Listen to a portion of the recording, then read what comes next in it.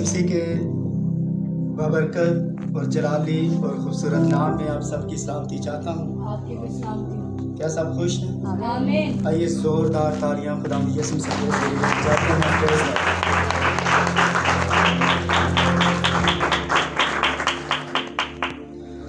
आइए मेरे साथ जल्दी से बाइबल मुकद्दस को खोलिए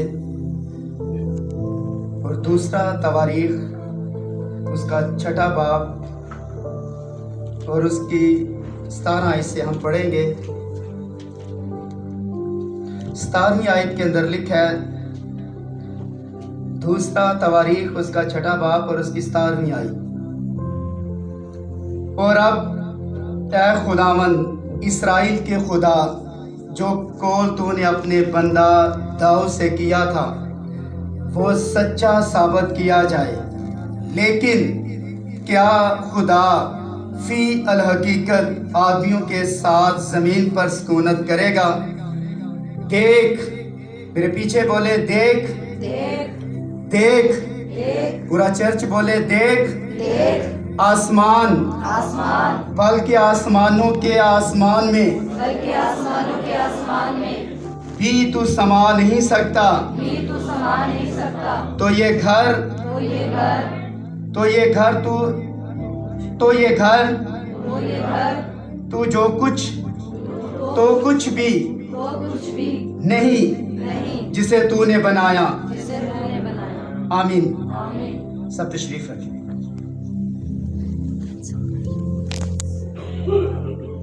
आज थोड़ी देर के लिए हम इस बात के ऊपर गौर करने जा रहे हैं। आज का जो हमारा अनुमान, आज का जो हमारा टॉपिक है वो ये है,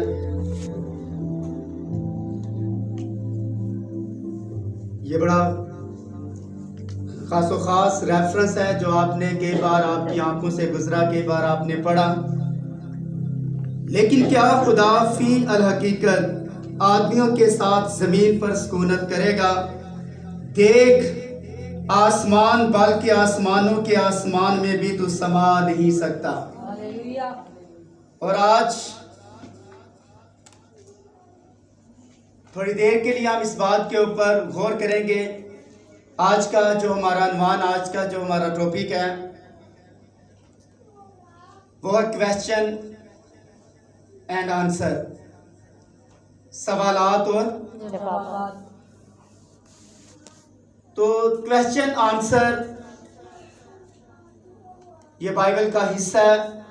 और आज 2 सवालों के ऊपर आज बात करेंगे, बड़े अहम हैं और बड़े ही मोतबर हैं। और कई बार आपने बाइबल मुकद्दस के अंदर इनके रेफरेंस पढ़े और कई बार खुदा के खदाम से आपने कलाम सुना, लेकिन कई बार हमें पढ़ते हुए या सुनते हुए भी समझ नहीं आती। तो उसको और ज़्यादा क्लियर करने के लिए क्वेश्चन आंसर का सिलसिला हमने रखा, ताकि आप इन जो सवालात हैं, जो जवाबात हैं, ताकि आप इनको हासिल कर सकें। बाइबल मुकद्दस के अंदर खुदा के बारे में हज़ारों बातें लिखी हैं और बाइबल मुकद्दस के अंदर ही खुदा के बारे में इतनी बातें लिखी हैं कि हर दूसरा लफ्ज़, याद रखिए, खुदा के बारे में बात करता हुआ हमें नजर आता है। आमीन। तो खुदा कहाँ रहता है और कितना बड़ा है, और क्या वो जमीन के ऊपर महदूद हो सकता है? खुदा वो हस्ती है जिसको जानने के लिए आपके सर 2 बार भी बाल सफेद हो जाएं, सर के बाल, फिर भी याद रखें उसके बारे में जानना हमारे बस से बाहर है, क्योंकि वो खुदा है। आमीन। तो खुदा के बारे में जानना, जितनी बाइबल कहती है हम उतना ही बयान कर सकते हैं, लेकिन जितनी बाइबल बयान नहीं करती उससे तजावज़ करना गुनाह है, उससे ज़्यादा हम बयान नहीं कर सकते। और आज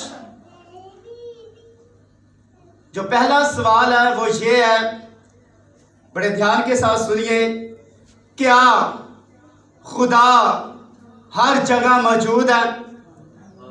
क्या वो हर जगह मौजूद हो सकता है? तो इस सवाल का जवाब मुझे चाहिए, क्या खुदा हर जगह मौजूद है?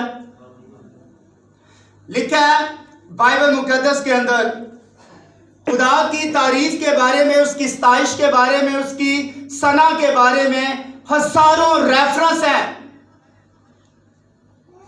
और ये जो अभी हमने रेफरेंस पढ़ा तवारीख की किताब के अंदर, लिखा है खुदावंद हमारा खुदा इतना अजीम खुदा है कि आसमानों के आसमानों में भी समा नहीं सकता।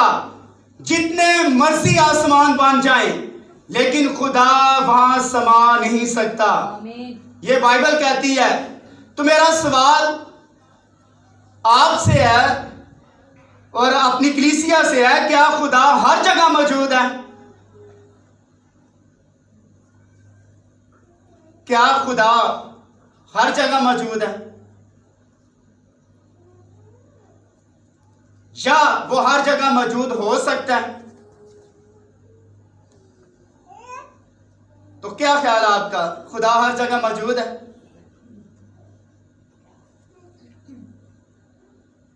क्यों बहनों, भाइयों, जवेद साहब, क्या मौजूद है हर जगह? इस सवाल का जवाब बड़े ध्यान के साथ सुनना ताकि आप दूसरों को भी इसके बारे में बता सकें। क्योंकि लोग सवाल, क्योंकि बाइबल मुकद्दस कहती है जहां 2 या 3 मेरा नाम लेते हैं वहां मैं मौजूद हूं। जहां 2 या 3 मेरा नाम लेते हैं वहां मैं मौजूद। और जहां 2 या 3 उसका नाम नहीं लेते, क्या खुदा वहां मौजूद है या नहीं? एक शराबी जब ज़ियाफत करता है तो क्या खुदा वहां मौजूद है? क्या ज़िनाकारी के अड्डों में, हरामकारी के अड्डों में क्या खुदा मौजूद है या नहीं? क्या उसकी बाइबल मुकद्दस क्या यह नहीं कहती, क्या उसकी आंखें सारी जमीन पर फिरती हैं ताकि उनकी इमदाद करें जो उसके तालिब हैं? खुदा हर जगह मौजूद है या नहीं? यस या नो? क्या कहते हैं आप? हाँ, खुदा हर जगह मौजूद है या नहीं? तो फिर आप उसे जब लामहदूद कहते हैं, खुदा क्या? लामहदूद, यानी उसकी कोई हद नहीं है। अगर वो असीम है या आसमानों के आसमानों में समा नहीं सकता तो फिर वो लामहदूद है। तो लामहदूद की डेफिनेशन क्या है? क्या डेफिनेशन है आशिया साहब? तो क्या कोई भी डिक्शनरी, लुगत, कोई भी बड़ी जो दुनिया के अंदर डिक्शनरियां इस्तेमाल की जाती हैं, क्या इस लफ्ज की तशरीह कर सकती हैं, तफसीर कर सकती हैं लामहदूद की? आप इतना ही कह सकते हैं, अनलिमिटेड आप कह सकते हैं, जिसकी कोई हद नहीं है। ये जो आप बैलेंस करवाते हैं या पैकेज लगवाते हैं, कई बार लिखा आता है अनलिमिटेड, ठीक है, तो वो भी याद रखे खत्म हो जाता है। हर चीज जो जमीन से बनी है ये खत्म हो जाती है। जो जमीन से मट्टी से बनी है वो खत्म हो जाएगी। हर चीज जो पानी में है वो भी खत्म हो जाएगी। हर चीज निस्त हो जाएगी। लेकिन ऐ खुदा तू असीम है और तेरा कलाम अब तक कायम है। इसलिए खुदा लामहदूद है और दुनिया की कोई भी डिक्शनरी इस लफ्ज की तशरीह नहीं कर सकती। जितना मर्जी बड़ा डॉक्टर हो, जितना मर्जी बड़ा मुफक्कर हो, जितना मर्जी बड़ा प्रोफेसर हो, जो मर्जी कुछ हो, याद रखें। तो कहते हैं मैं बाइबल का कीड़ा हूं, और ये अपने आप को कीड़े भी कहते हैं कि मैं बाइबल का कीड़ा हूं। वो भी याद रखें, ये नहीं बता सकता कि लामहदूद का मतलब क्या है। मेरी बात समझाइए आपको? आमीन। इसलिए सुनिए, जो आपने अभी तक लफ्ज सुना कि खुदा हर जगह मौजूद है, मैंने कहा वो इस तरह हर जगह मौजूद नहीं है। जिस तरह आप पढ़ते हैं कि वो हर जगह मौजूद है, सर इस तरह नहीं है ये जो आपने अभी तक सुना। जिस तरह ये लफ्ज बताता है कि वो एक वजूद रखते हुए हर जगह मौजूद हो सकता है या नहीं, क्या खुदा एक जगह बैठा हुआ है या नहीं?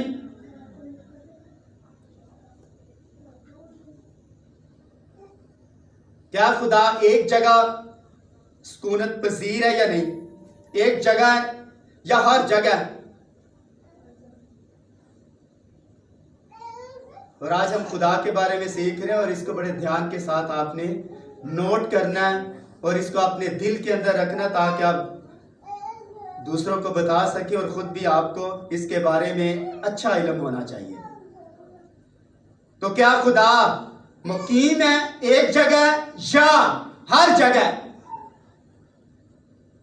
क्यों बहनों, क्या कहते हैं आप इसके बारे में? क्वेश्चन आंसर है और इसका सवाल जवाब है जिसका आपने जवाब भी देना है और जो सवालात भी है आप कर सकते हैं, आपको हक है पूरा। क्या खुदा हर जगह मौजूद है या नहीं? इतना बड़ा खुदा क्या हर जगह मौजूद है या नहीं? आसमान मेरा तख्त, जमीन मेरे पांव की चौकी है। यानी खुदा आसमानों पर भी है और खुदा जमीन पर भी है, यानी खुदा हर जगह मौजूद है। तो क्या इसका जवाब दुरुस्त है या नहीं? सुनिए, अगर वो हर जगह मौजूद है तो मेरा आपसे सवाल यह है कि आप क्यों पाक रूह से दुआ करते हैं, खुदा से दुआ करते हैं? अगर खुदा हर जगह मौजूद है तो आप चर्च के अंदर, घर के अंदर, मैदानों में, पहाड़ों में या किसी भी मुसीबत के अंदर है, फिर आप दुआ क्यों करते हैं जबकि खुदा हर जगह मौजूद है? तो बात समझाइए अभी आपको? अभी थोड़े हिले हैं। हर जगह मौजूद है या नहीं? हाँ,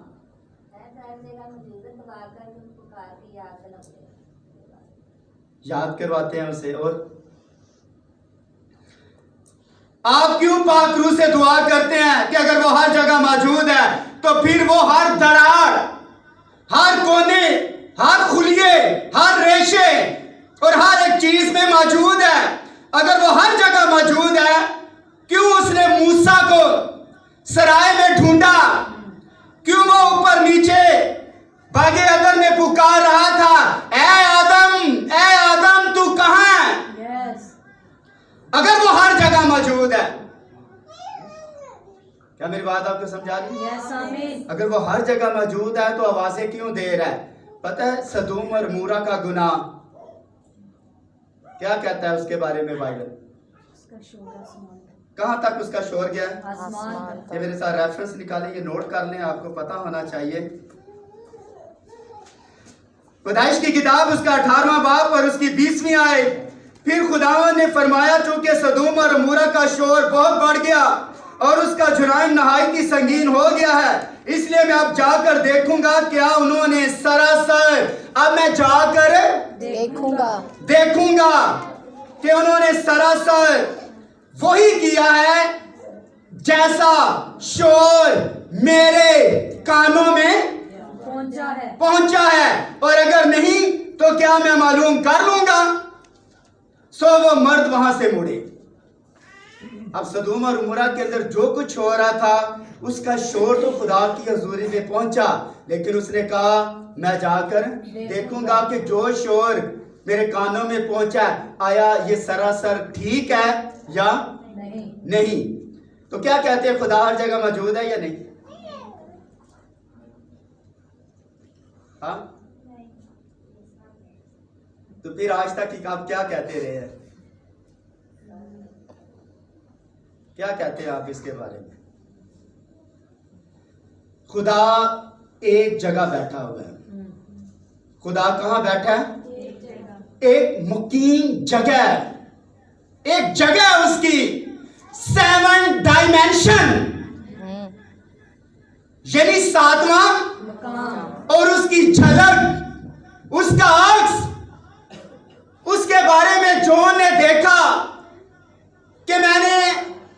आसमान खुला तो कोई तख्त के ऊपर बैठा हुआ है। मेरे साथ निकाले मुकाशे की किताब, उसका 4था बाब और उसकी पहली आयत। इन बातों के बाद जो मैंने निगाह की तो क्या देखता हूं कि आसमान पर एक दरवाजा खुला हुआ है, और जिसको मैंने पेशतर नरसिंगे की सी आवाज से अपने साथ बातें करते सुना था, वही फरमाता है कि यहाँ ऊपर आ जा, मैं तुझे वो बातें दिखाऊं जिनका इन बातों के बाद होना जरूर है। फौरन मैं रूह में आ गया और क्या देखता हूं कि आसमान पर एक तख्त रखा है, आसमान पर एक तख्त रखा है और उस तख्त पर कोई बैठा हुआ है, और उस तख्त के ऊपर कोई बैठा हुआ है। जो उस पर बैठा है वो संगे शशब और हकीक सा मालूम होता है।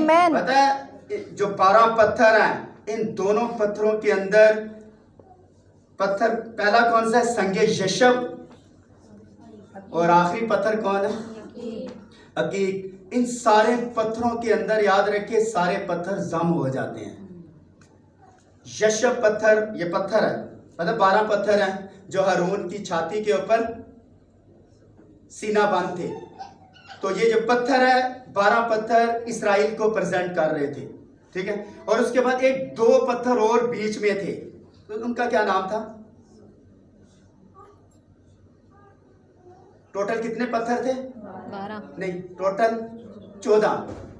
12 हारून के ये छाती के ऊपर पूरा उन्होंने लगाया होता है यहाँ तक, उन छाती के ऊपर 12, 6 इधर 6 इधर, लेकिन मिडल के अंदर 2 पत्थर थे,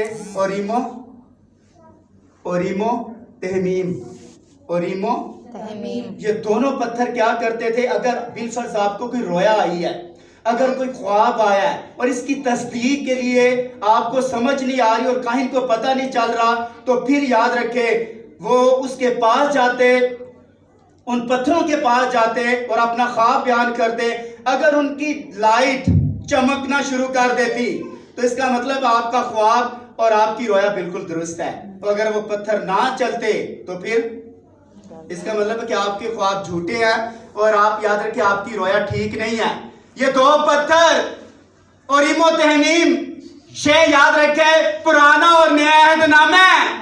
और आज याद रखे आपको कोई भी ख्वाब आता है, कोई भी रोया आती है, कोई भी दिल के अंदर बात आती है, इसकी तस्दीक के लिए याद रखे पुराना और नया अहदनामा है। जब आप इसके सामने आते हैं ये चमकना शुरू हो जाता है, और अगर शैतान की तरफ से हो तो फिर ये चमकेंगे आपकी रोया, आपके ख्वाब। याद रखे अगर शैतान, पता है शैतान का भी मसा है, खुदा का मसा है या नहीं? कितने लोग खुदा की हजूरी को महसूस करते हैं, उसके मसे को महसूस करते हैं? अपना हाथ जरा बुलंद कीजिए। तकरीबन सारे ही करते हैं। कितने लोग जो शैतान के मसे को महसूस करते हैं? होता है कि महसूस शैतान का मसा? शैतान का पता मसा क्या है? जिस दिन गौर के साथ सुनना, सब बहने ऊपर और भाई भी देखें, स्टेज की तरफ देखें।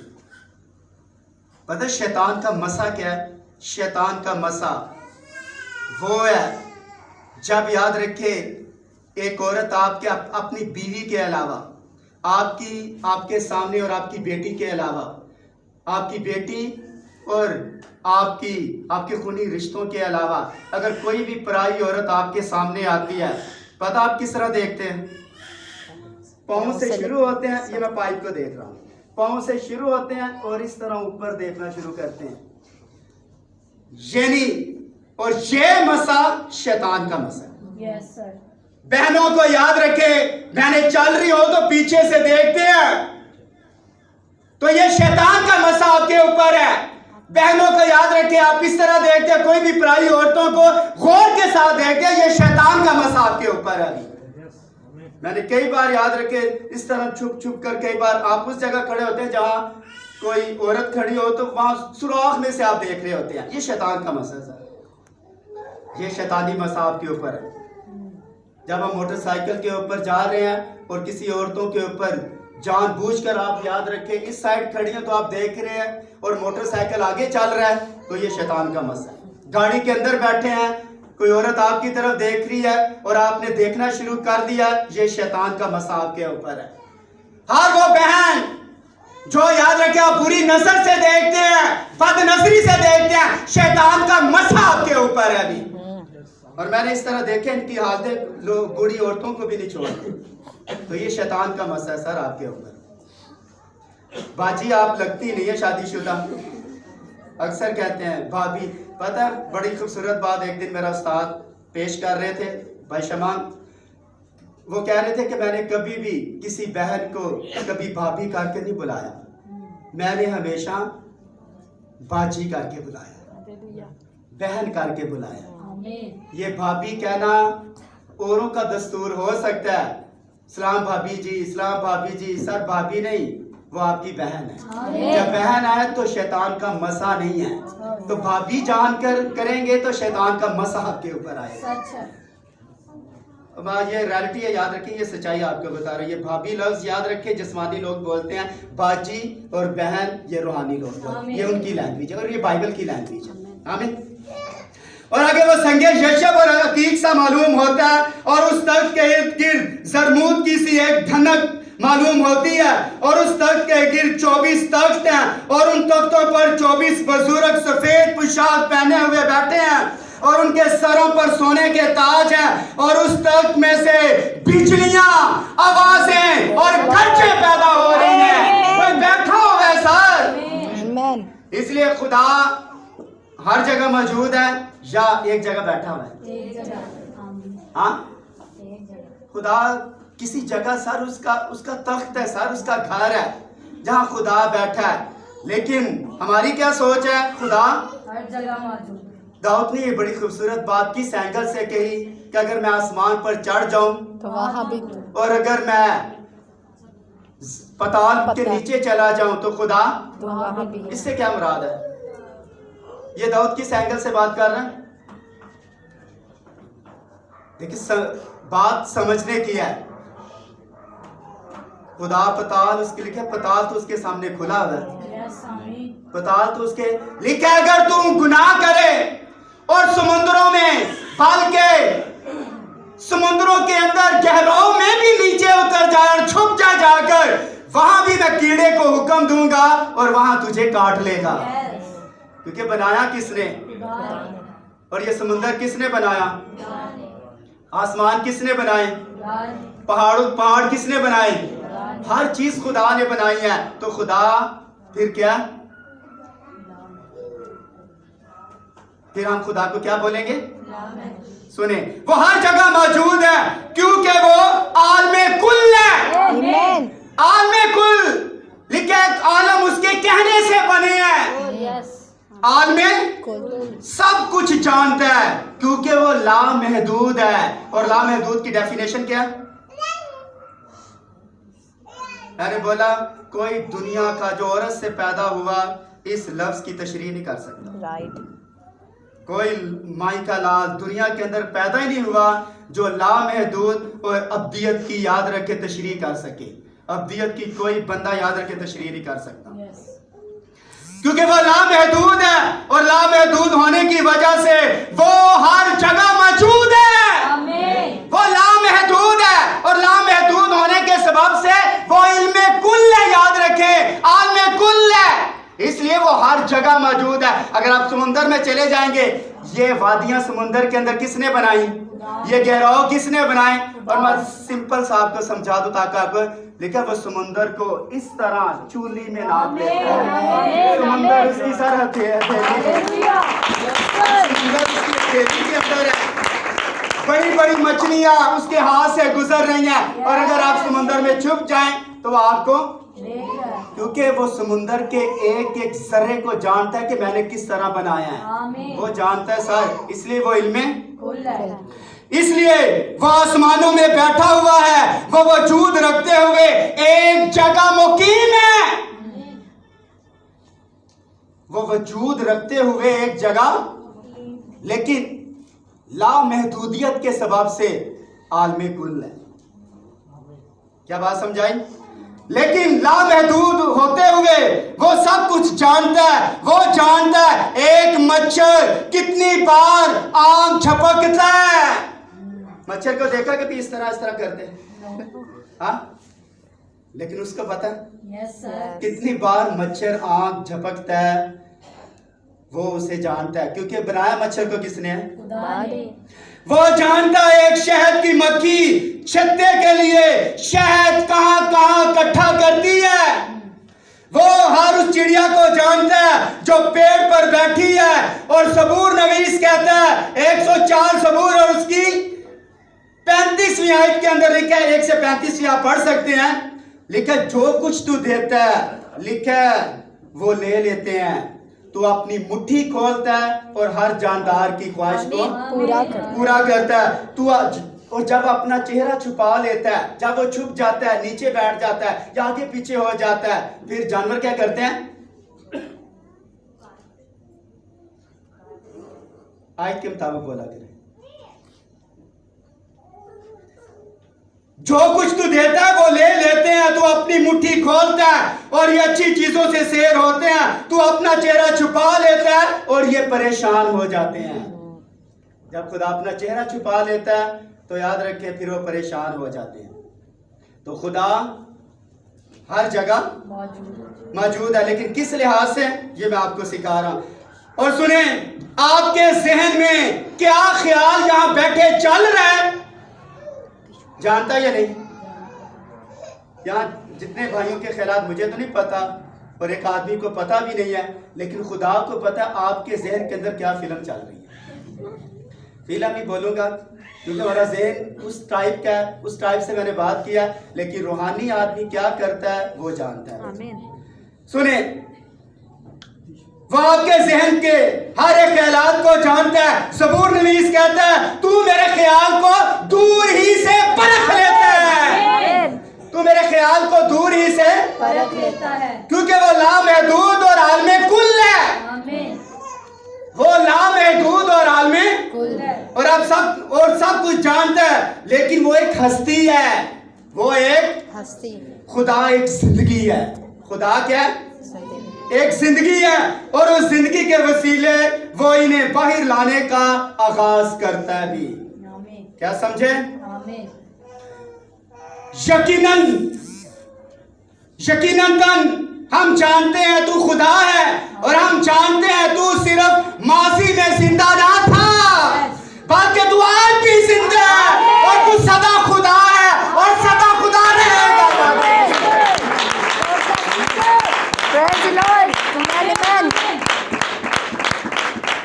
इसलिए खास बात सुनिए, तू वक्त से पहले भी खुदा था। जब वक्त का आगाज ना हुआ था उससे पहले भी खुदा था और जब वक्त नहीं होगा तो उस वक्त भी खुदा है और तू अब तक खुदा रहेगा। यही कलाम कहता है। आमीन आमीन। इसलिए खुदा लामहदूद है सर। किस सबब से? इल्मे कुल होने के सबब से लामहदूद है और खुदा हर जगह मौजूद है, क्योंकि उसके पास हर चीज, याद रखे, मौजूद है। आप किधर जा लिखा है? मैं इसराइल को देखता रहता हूँ। इसराइल मेरी आंख की पुतली है। याद रखे, इसराइल कहाँ, जहाँ कहीं भी जाते हैं खुदा देखता है। इसराइल आंख की पुतली और आप याद रखे उसके दिल के अंदर है। दुल्हन कहाँ है?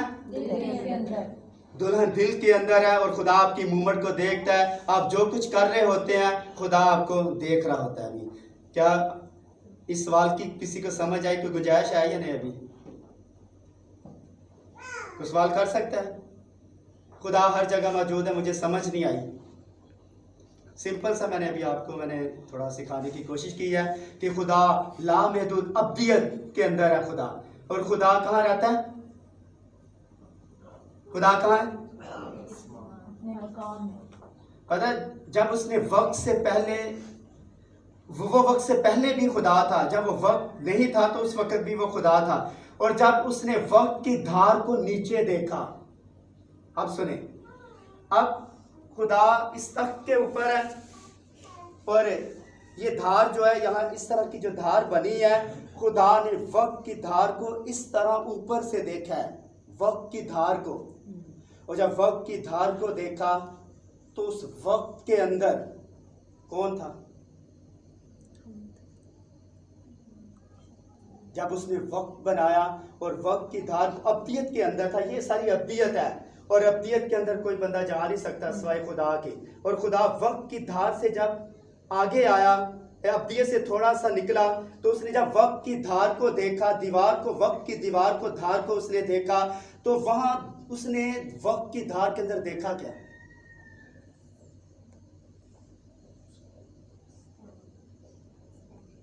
और याद रखें, खुदा वहां रहता है, वहां रहता है, खुदा वहां रहता है जहां किसी बंदे की रसाई नहीं, ना उसे किसी ने देखा और ना कभी देख सकता, बका सिर्फ उसी और को उस है। नूर में रहता है जिसकी किसी आदमी की रसाई नहीं है। कोई दुनिया के अंदर कोई बंदा पैदा नहीं हुआ जहां 7 डायमेंशन के ऊपर जा सके, जहां खुदा रहता है। खुदा अब्दियत के अंदर है और अब्दियत से बाहर आकर, याद रखे, जब बाहर आया उसने वक्त की धार को देखा। जब वक्त की धार को देखा तो आगे क्या हुआ मैं आपको बताता हूं।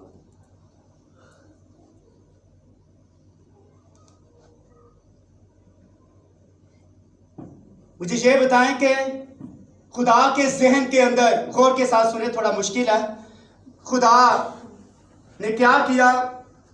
खुदा जब अब्दियत के अंदर था तो खुदा ने गुनाह की झलक को देखा। किसकी? क्या इस बात की आपको मेरी समझ आई है या नहीं?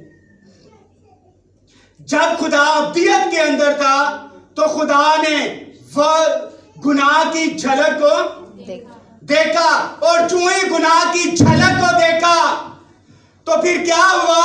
वहां याद रखे, जब गुनाह की झलक आई कि अदन के अंदर ऐसा होगा, तो फिर याद रखे वहां ही उसने अपने बेटे को ज़बह कर दिया।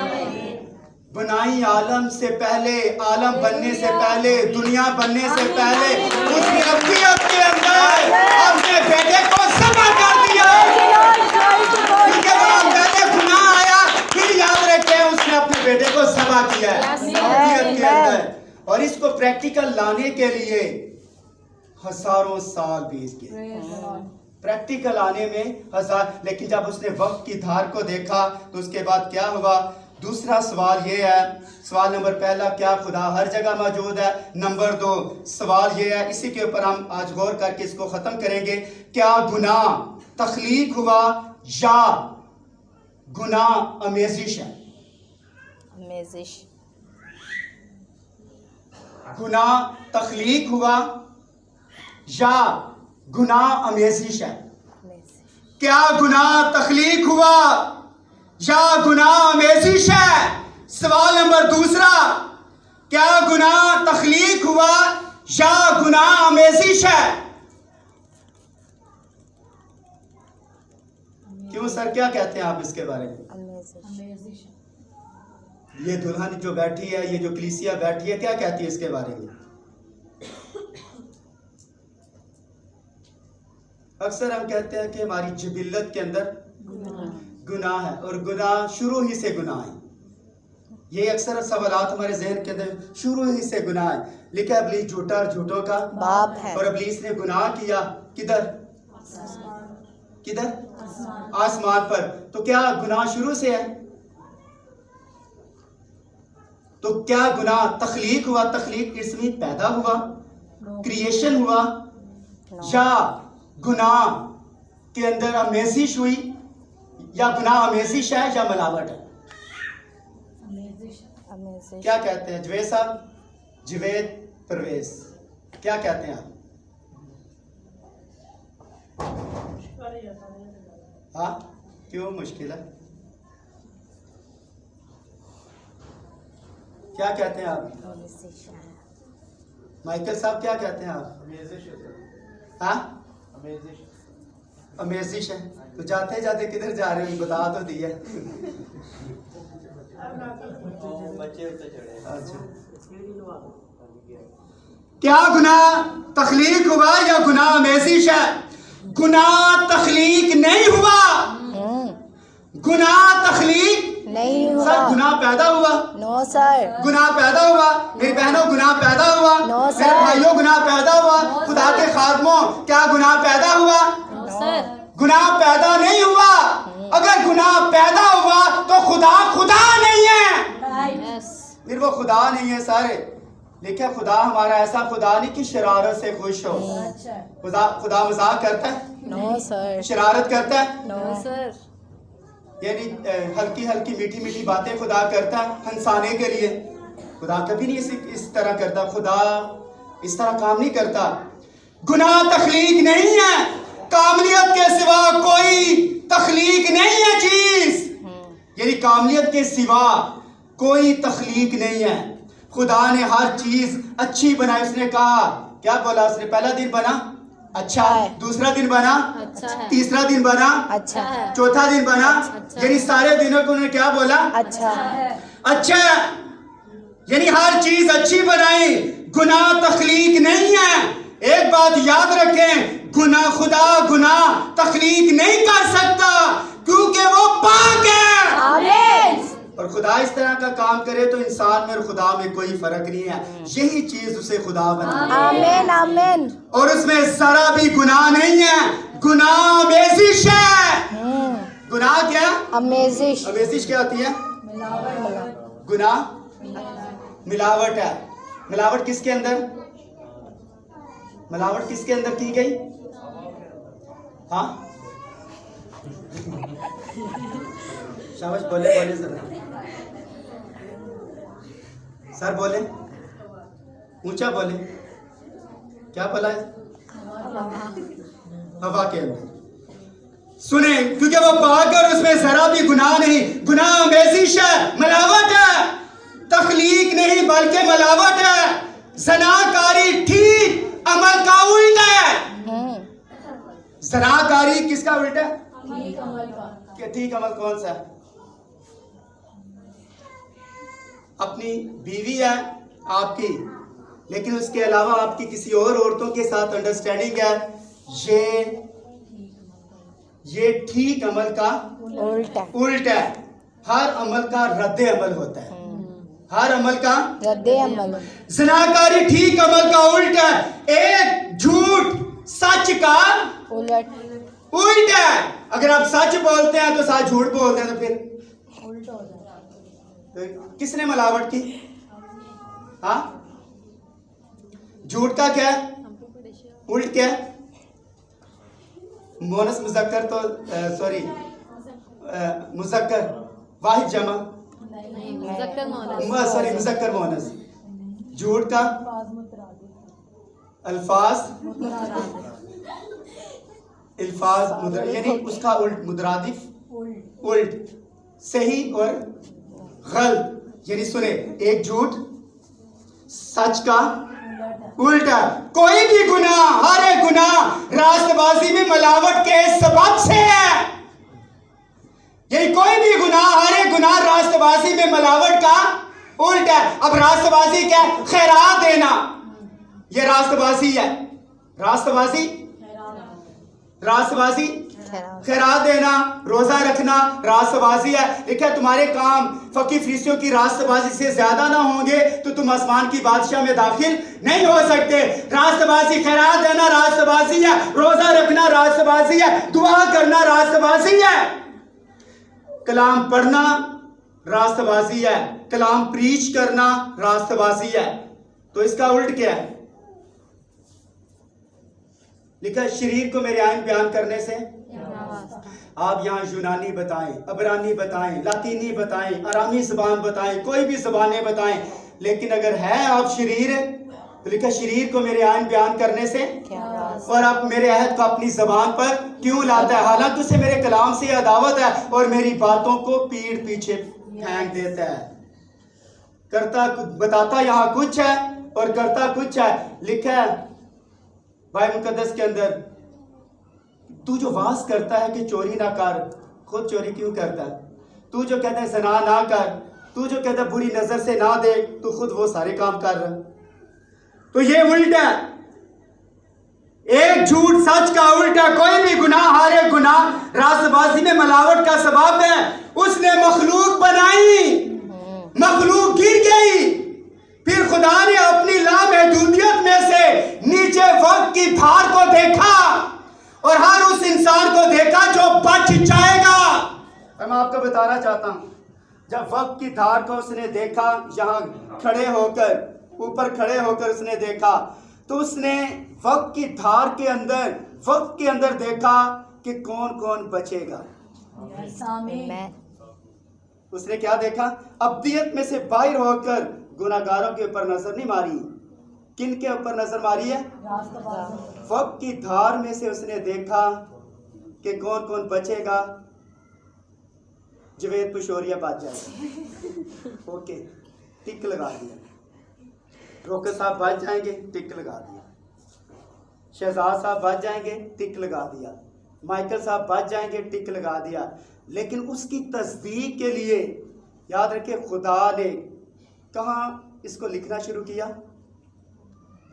वक्त की धार के अंदर। जब उसने अब्दियत के अंदर देखा, तो जब मखलूक गिर जाएगी तो उसने याद रखे देखा इनमें से, दुनिया में से याद रखे कौन कौन बचेगा, उसने पहले ही से जाना। और वही लोग बचेंगे जिसने उसने वक्त की धार में से देखा, वरना बाकी नहीं बचेंगे। इसका जवाब सुनिए। उसने मखलूक बनाई और मखलूक गिर गई। फिर खुदा ने अपनी लामहदूदियत में से नीचे वक्त की धार को देखा, हर उस इंसान को देखा जो बच जाएगा। हर एक इंसान को उसने अपने इल्म साबका से जाना। किससे? इल्म साबका से। इल्म साबका दुनिया के बनाने से पहले याद रखें, जो उसके जहन के अंदर थे और जिसका नाम बरे की किताब के अंदर लिखा हुआ था, उसको जाना। किताब हयात के अंदर नहीं, किसके अंदर? बरे की किताब। किताब हयात के अंदर इस्राएल के लोगों के नाम है, किताब हयात के अंदर, लेकिन दुल्हन के नाम बरे की किताब के अंदर दर्ज किए गए हैं। और याद रखें, बरे की किताब के अंदर से किताब हयात के नाम से तो लोग नाम मिटवा भी देते हैं और लिखवा भी। मूसा ने क्या बोला? मेरा नाम किताब हयात में से मिटा दे। लेकिन बरे की किताब के अंदर याद रखे, उसका लिखने का अंदाज अपने लहू, क्या याद रखे, लहू से आपके नाम लिखे हुए हैं। इसके सर को मिट नहीं सकते, क्योंकि कफारा आपका दिया है। और सुने, हर एक इंसान को उसने अपने इल्म साबका से जाना। बस वो अपने इल्म साबका के वसीला से जान गया कौन बचेगा और कौन नहीं बचेगा। और ये हकीकत है। वो आप अक्सर आप कहते हैं कि अगले जान की क्या, ये जहान मीठा अगला किसने देखा? डीठा बदल क्या? तो ये गलत है, ये भी मुहावरा आपका गलत है। किस जहान का, अगले जहान का तुम्हें पता नहीं। ये जो कुछ है ये ही है। असल में याद रखिए, खुदा आपको जानता है आप जमीन के ऊपर क्या कर रहे हैं। बचेंगे वही जो उसके माइंड के अंदर, जो उसके जहन के अंदर है। अपने इल्म के साथ, अपने इल्म साबका के वसीले जान गया कौन बचेगा और कौन नहीं बचेगा। बस वो पहले से मुकर्रर कर सकता था कि वो कौन होगा और कौन नहीं होगा। इसलिए इस तरतीब के मुताबिक इन्हें पकड़ना था। तरतीब कौन सी थी पकड़ने की? जब उसने वक्त की धार को आगे जाकर देखा, तो उसने याद रखे जो जो लोग बचेंगे उनका नाम अपने बरे की किताब में से दर्ज कर दिया गया। और याद रखे, हर इंसान ही बचेगा। मैंने एक दिन यहाँ आपको सिखाया था, गुनाहगार गुनाह नहीं करता, मसीही आदमी गुनाह करता है। मसीही आदमी गुनाह करता है, लेकिन गुनाहगार आदमी गुनाह नहीं करता। वो गुनाह याद रखे कर ही नहीं सकता, क्योंकि है मास्टर माइंड गुनाह का। वो क्या मसीह गुनाह करेगा? है ही गुनाहगार। मसीह आदमी गुनाह करके हमेशा की जिंदगी का वारिस बन जाता है और दोबारा गुनाह नहीं करता। तौबा कितनी बार है? एक बार। आपकी कितनी बार है? जवेद साहब कितनी के बार कर लिए खुदा के सामने तौबा? तौबा सर एक ही बार है। जो बार बार गुनाह करते हैं 100% उसका चांस नहीं आसमान के ऊपर जाने का। जो बार बार हर इतवार आकर यहाँ अगर आप माफिया मांगे, खुदा मुझसे ये गलती होगी, मैंने ये गलती, अलग बात है, लेकिन मुझसे गुनाह हो गया, खुदा मैंने ये गुनाह कर दिया। आप प्री डेस्टिनेट नहीं है, आप प्रीडेस्टिनेट नहीं है, आपका नाम किताब हयात के अंदर दर्ज नहीं है सर, क्योंकि आप बार बार गलतियां कर रहे हैं, बार बार गुनाह कर रहे हैं सर। इसलिए उसने उन्हीं की सिलेक्शन की है जो यार एक ही बार तौबा करते हैं, एक ही बार पानी का बपतिस्मा लेते हैं और एक ही बार याद रखें उनकी गर्दनें कट जाती हैं, लेकिन यीशु का इनकार नहीं करते, वो आसमान के ऊपर जाएंगे। इसलिए इस तरतीब के मुताबिक इन्हें पकड़ना था, उसने यीशु को भेजा ताकि उसका खून एक कफारा दे और वो कफारे का लहू बना, मुझे ये बताएं, यीशु मसीह का लहू आपको बचाता है या माफ करता है या पाक करता है? यीशु मसीह ने जो लहू बहाया, कफारा दिया, जो उस धार, वक्त की धार के नीचे देखा जिन लोगों के लिए, खून आपके साथ क्या कर रहा है? खून आपको बचाता है या खून आपको पाक करता है?